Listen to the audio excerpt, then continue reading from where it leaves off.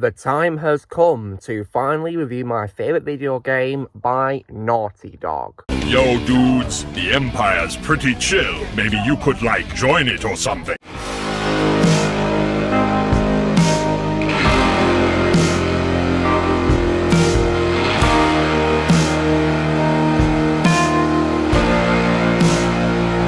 Hey everyone, Lucamus Prime here. So, it is time for a special review today, and today is not going to be a review for a movie, but this time for another video game. So, this time, guys, is going to be for another PlayStation exclusive video game, and is also a big example, in my opinion, of a game that should have stayed on its own as a standalone game, and that, of course, is none other than 2013's The Last of Us.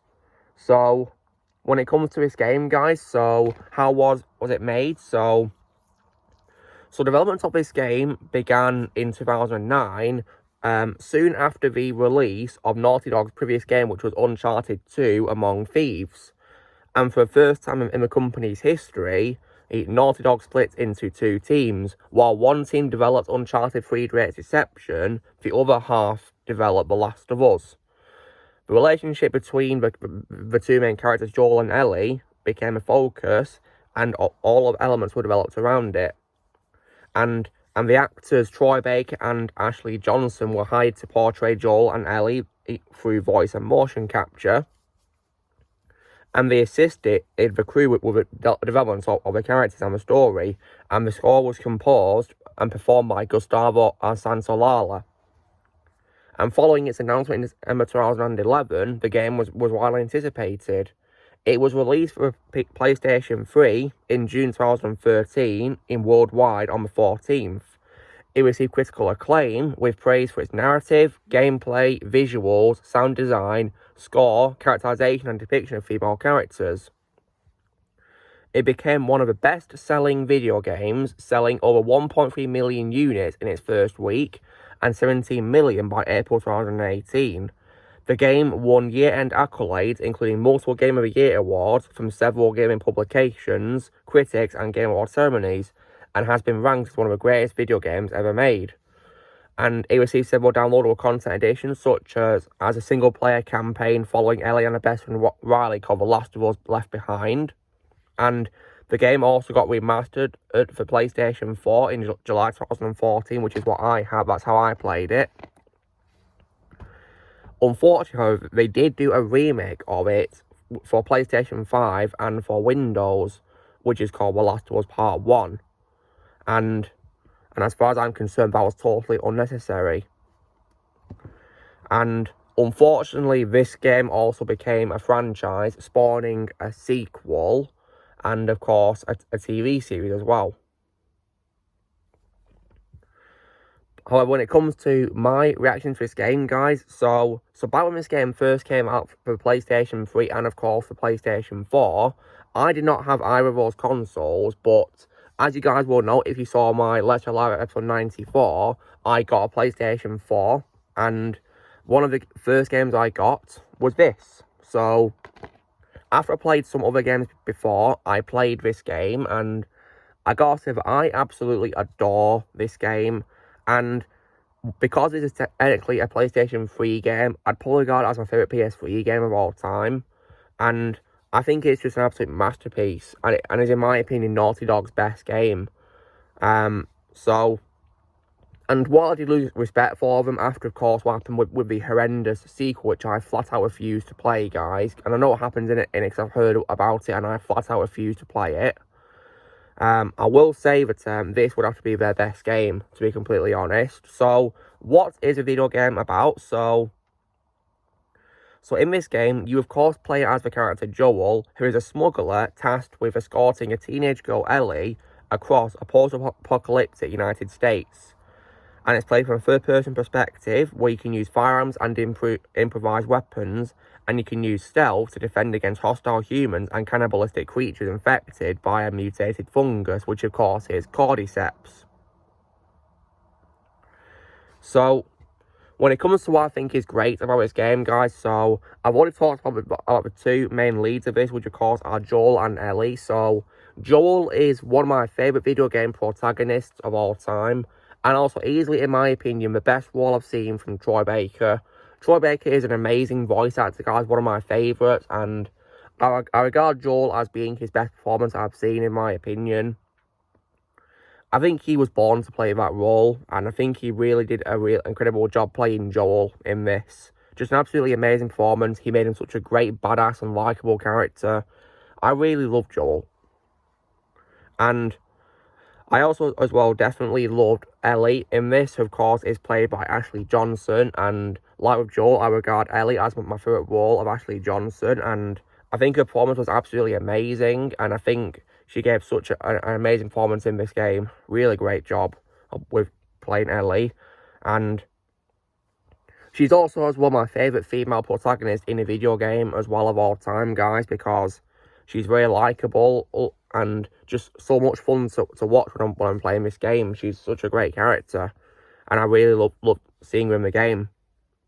And there's also great supporting characters as well, such as Joel's brother Tommy, who is played by Jeffrey Pierce, and others too as well, such as Tess, who is played by Annie Wershing, may she rest in peace. And there's many others too as well, such as also as well with the smuggler called Bill, as well played by W. Earl Brown. And there's also as well the two brothers Henry and Sam, who are played by Brandon Scott and Nadji Jeter as well. And towards the end of the game as well, taking place in the winter setting, we of course also have the appearances of David and James. David, of course, who is actually played by Nolan North, guys, and James by Ruben Langdon. And I regard David as one of my favourite roles of all time from Nolan North. He's also an amazing voice actor. And of course, a collaborator of Naughty Dog for playing Nathan Drake on the Uncharted franchise. But I also regard David as one of my favourite roles of his, one of his best performances, and definitely prove that he can do a great job playing a villain role as well. And yeah, I think this game is just absolutely brilliant and has a great cast of actors who play great characters, and it's just, you know, a really amazing blast to play. And when it comes as well to the gameplay as a whole, the gameplay, in my opinion, is amazing. It's obviously, of course, a third-person shooter game, and it's also linear as well, guys. So it's not like an open-world sandbox or anything like that. It's a linear game, but the maps that you go through are very expansive, so you can go in different places on the map, which is really good. So while, of course, it's not an open-world game, it's linear, it does allow opportunities for you to go into lots of places, which is really good. And also, as well, the graphics for this game are also really amazing as well. And I'm speaking of both versions that I've seen, such as PS3 and PS4, because I have seen, of course, clips of the PS3 version when it first came out, guys. And I definitely think that it holds up fantastically, in my opinion. The graphics are just absolutely mind-blowing for a 2013 video game. It's just absolutely incredible. Because this video game, of course, is more than 10 years old, guys, when you think about its PS3 release. And in my opinion, it's aged beautifully. And when I played its remaster on PS4, I think even on this, it holds up really well, in my opinion. Really well. And it's proof that there was no need to do a remake. Because in my opinion, the graphics on these two versions that I'm talking about have aged fantastically, considering, you know, it's a decade old. And when it comes as well to other enemies in the game, so I've already talked about David, guys. Another example, of course, is of course the infected themselves, which of course are infected by the Cordyceps virus. And there's lots of varieties of enemies you can fight in the game and hunt down, which is really cool. So I think probably the scariest is one that I had to fight, guys, or maybe one of the scariest, because there's no one that I was found scary, was probably the clickers. And I found them pretty terrifying because you always got to kill them by stealth, and you also have to make sure they don't attack you because they can kill you instantly.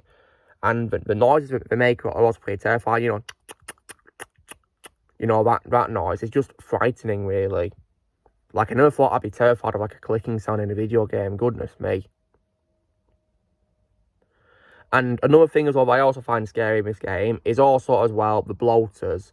The bloaters, of course, are like boss fights, you know, style enemies you fight, and they really freak me out, guys, you know, because of how big they are, and I found them really hard to defeat. The best way I was able to defeat them, guys, was probably using Molotovs. So if you guys are new to the game and you want to know how I defeated the bloaters easily, then I suggest that you use Molotovs. It took me a while to finally get some to use, and when I used it on the bloaters, it definitely worked a treat. Because yeah, they were pretty hard to defeat with just guns and all that. And I wouldn't suggest using melee weapons on them because they can grab you and kill you instantly. So yeah, they're definitely very deadly, just like the clickers. And also as well, when it comes to other good things in the game, the story is also as well incredible in my opinion. I definitely really love the story. And I think Joel has amazing character development as well in the game as well, which is amazing. And the game even starts off with a tragedy because Joel has a daughter called Sarah, and as they're of course escaping from the infected in the suburbs of Austin, Texas,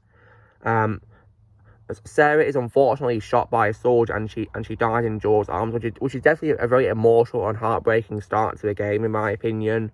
It's very sad. And yeah, it's very heartbreaking really how it starts. But the game as a whole is still fantastic, and there's even as well the groups in the game you can encounter, such as the Fireflies, who are led by Marlene, who is played by Merle Dandridge, and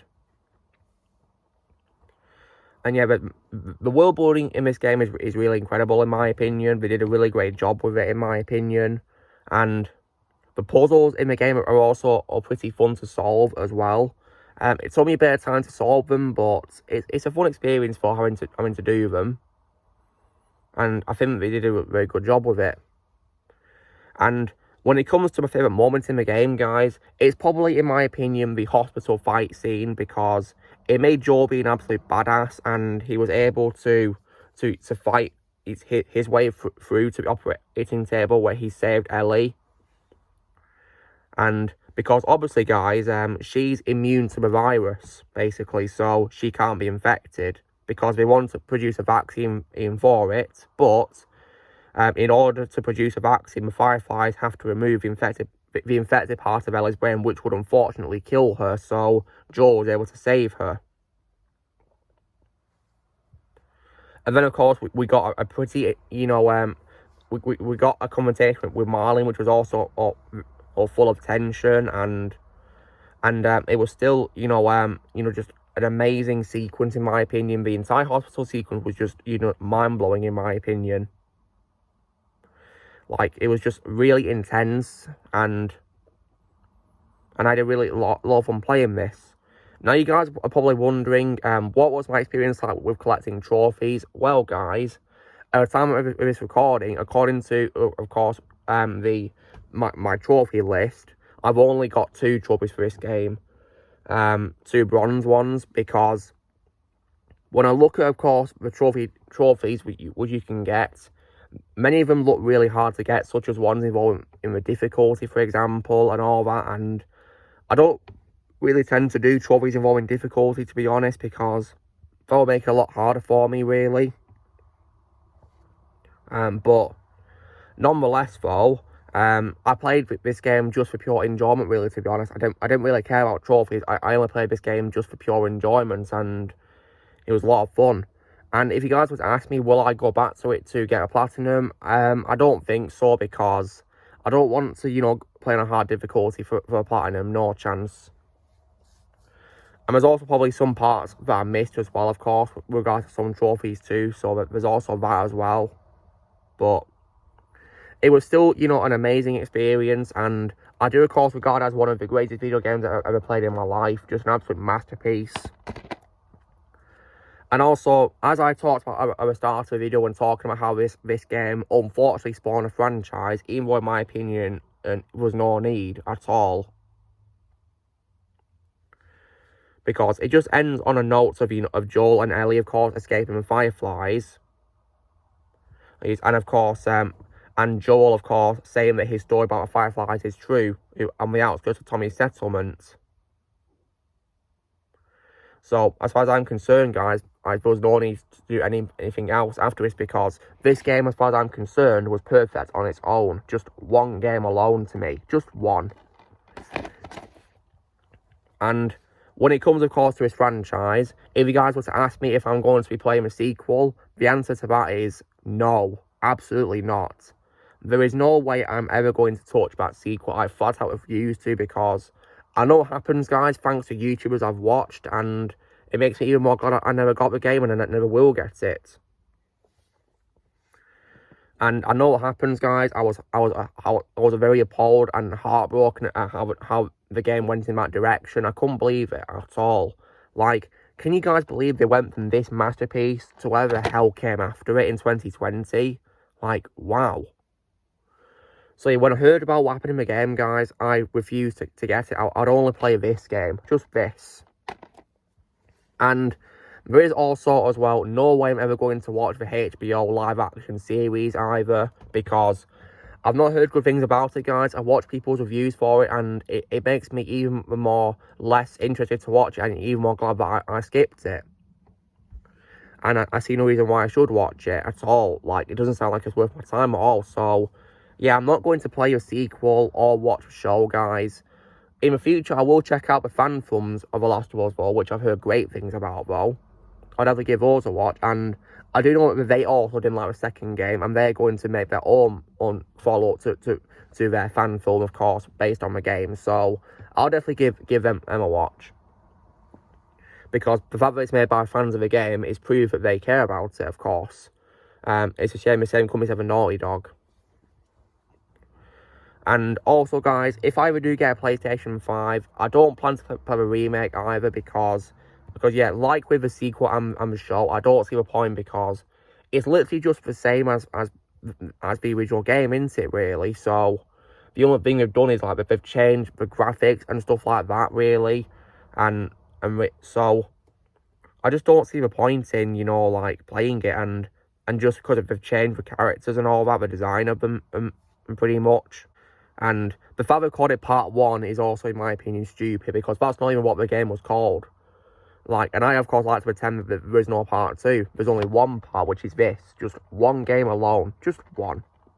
And there's also no way I'm ever going to play it on PC either, because I've seen, you know, screenshots of the cutscenes in the gameplay, and it looks horrible, and the glitches look absolutely unreal, and it makes me appreciate the PS3 and PS4 versions a lot more. So what I'll do, guys, is I'll only ever play the original game, just this only. And in the future, I might probably play the Left Behind DLC as well, see what that's like as well. But I don't see the point at all in playing what came after it at all. So as far as I'm concerned, guys, there can only be one Last of Us game, just this alone. So if I was to give The Last of Us a score out of 10, guys, well, because it's one of my favourite video games of all time, and even though I lost respect with Naughty Dog after what happened with a horrendous sequel and the show, of course, I would probably give this game, of course, a full-blown 10 out of 10. Like, it's an absolute masterpiece, in my opinion, one of the greatest games I've ever played in my life.